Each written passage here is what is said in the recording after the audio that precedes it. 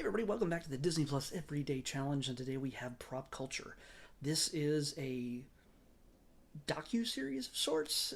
It's all behind the scenes exploration of the Disney films we love. Uh, Dan Lanigan is the man who is a prop collector, and props, costumes, artwork, um, everything like that goes into the making of the film, or what a lot of us consider to be just sort of the background, the unimportant things that fill out the world behind the actors and the characters that we engage with. Um, but this, but it turns out there's a number of people, including myself, who just get kind of misty eyed over the idea of interacting with these pieces of history. Uh, I've been to a number of prop warehouses in the LA area over the years. I've gotten private tours. It's some. I've held some pieces that are just crazy. Um, I've held I've held the Thor's hammer. I've held Captain America's shield and Cosmic Cube, the Tesseract. I've There's so much stuff that I can't even go into. But this guy has me beat by a million. Dan, each episode of the 8 episodes in this first season, it's from 2020. They're each about 36 minutes long.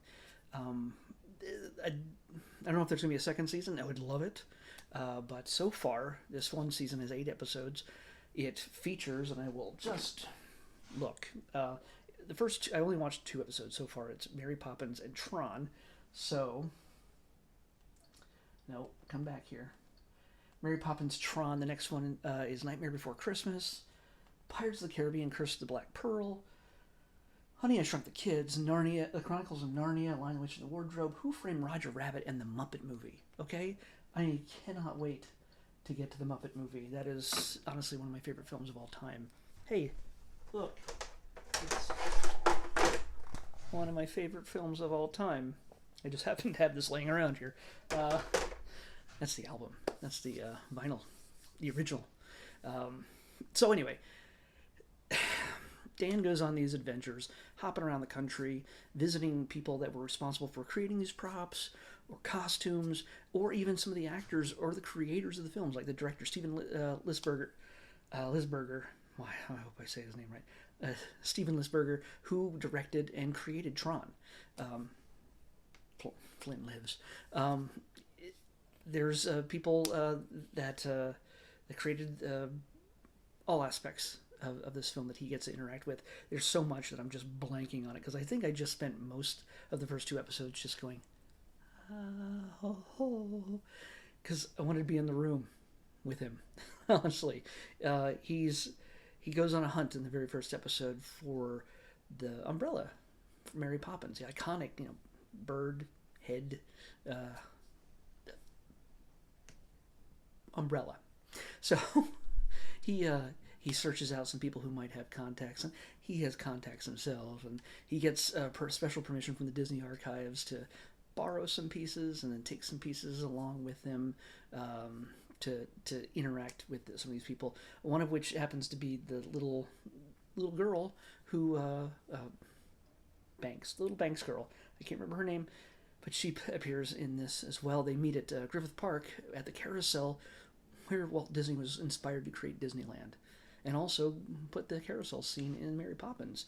So not only will you get to see, the people behind this, some of them are super old, but honestly, they deserve our 1,000% respect for the worlds they created. It's one thing to be an actor. It's an astounding thing when you're an actor trying to immerse yourself in these worlds. Some of them who don't even really exist around you, like in Tron, they just basically stood around in very tight, revealing outfits against a black background most of the time, and they used special effects that had not ever been created yet to create a world around them. With Mary Poppins, it's a mixture of animation and live action, and there's dancing penguins and a carpet bag that she can pull anything out of. they talk about the special effects, they talk about the props that go into it, and at some point you get to actually see them coming in contact with the original pieces, like the carpet bag, and the the journey it took. Ugh, I, the journey it took for them to actually get back into the hands of Disney is an astonishing one. There's for future episodes that I have not seen yet, Christopher Lloyd revisits his character from Who Framed Roger Rabbit, and it's I just can't. Jason Schwartzman shows up in the Mary Poppins thing because he was in Saving Mr. Banks, and because why not? I've been to the Disney lot an awful lot too over the years. I've been kind of lucky to walk around there, but I never got a tour like this.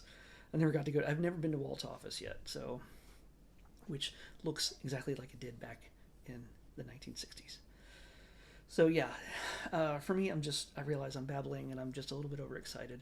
I love this thing, so it's probably one of my favorite things so far on Disney Plus, and absolutely, I'm gonna add it to my watch list. I'm gonna probably have the next 6 episodes watched by the end of the week. I'll probably watch 1 a day, maybe 1 or 2 a day, maybe 3 a day, 4 or 5 a day, something like that.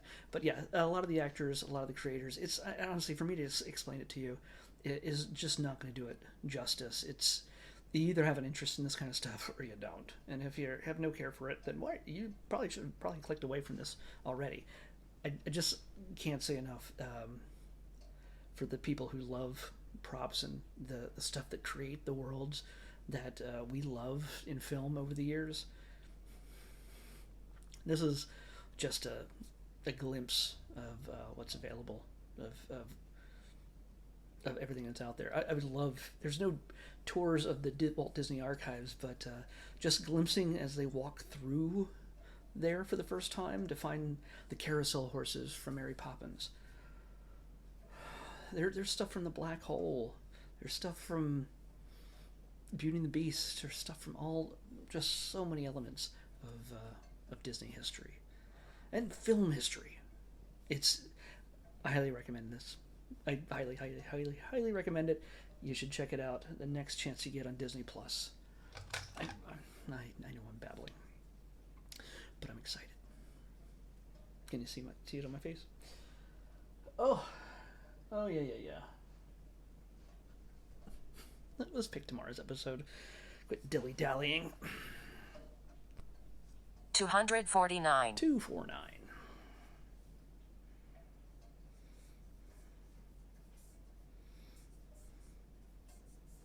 I'm going to think about a bunch of other things to say as soon as I stop recording, but now that we picked it, it's too late. I can't go back. There's no re-editing. Okay. All right. Is this our fourth? This is our 4th documentary live reality series in a row here. Sorry, Howie, but this is a really uninspired title for this series. Probably just going to watch maybe 1 or 2 episodes here. It's Howie Mandel's Animals Doing Things. Sorry, Howie. Somebody dropped the ball in naming this show. It might be very accurate. Might be incredibly accurate.